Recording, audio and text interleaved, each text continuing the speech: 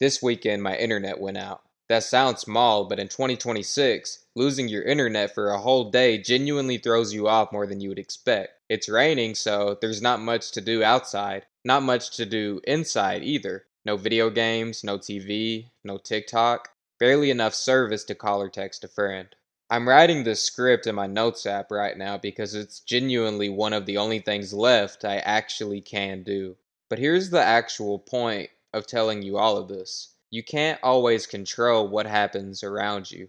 You can absolutely control how you respond to it. I can't flip a switch and turn the internet back on. I can't decide it just stops raining. I could technically change my workout split so today happened to be a gym day, but honestly, I like my current split too much to mess with it, just to have something to do. The point of listing all that out isn't to complain, it's to show you something most people get wrong constantly. You can't just decide your outcome is going to be different. A lot of you make exactly that mistake, in situations a lot more serious than a dead router. So I asked myself, sitting here with nothing else available, what can I actually control right now? I can control writing another script, even if I can't control whether it gets posted today. That's within my control.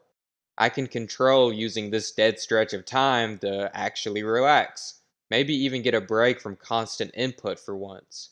That's within my control. I can control planning out the upcoming week. Business, personal, all of it. That's within my control. None of that fixes the internet. None of it makes the rain stop. But all of it is still mine to decide. Here's where this actually matters beyond one annoying Saturday. A lot of you have become so fixated on what you can't control that it's quietly eating all the attention that should be going toward what you can. Your genetics for building the physique you want. That's outside your control. Whether you were born naturally sharp at something or had to grind for every bit of it. That's outside your control. Whether someone got the promotion over you because they'd known the boss longer. That's outside your control. And because none of that is fair and none of it is something you can force differently, a lot of people just quit trying entirely. They skip the gym because what's the point if your genetics aren't ideal? They stop improving at their craft because they weren't naturally suited for it from day one. They stop putting in real effort at work because it feels like their effort doesn't get rewarded anyway. You undermine your own ability to actually contribute to your own life because you keep pointing at the one variable you were never going to control in the first place. Maybe I'm just a little more worked up about this than a dead internet connection deserves. Maybe it's because I'm on my own right now and talking to friends is usually part of how I decompress, and today that's really not an option. Maybe it's because I work hard enough during the week that the weekend actually matters to me, and it happened to go out in the middle of a Saturday. Maybe it's because there's a real ceiling today on how much I can actually move the business or the channel forward. Background stuff like this script, sure, but not much beyond it.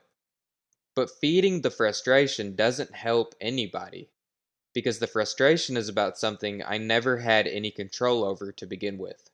The sooner you actually separate what you can control from what you can't, the happier and more productive you're going to be. It gives you real clarity because you spend your attention on what actually matters, and you stop bleeding energy into what doesn't. Or at least you finally understand it was never yours to control in the first place. You are powerful, genuinely, just only within the part that was actually yours. See you in the next one.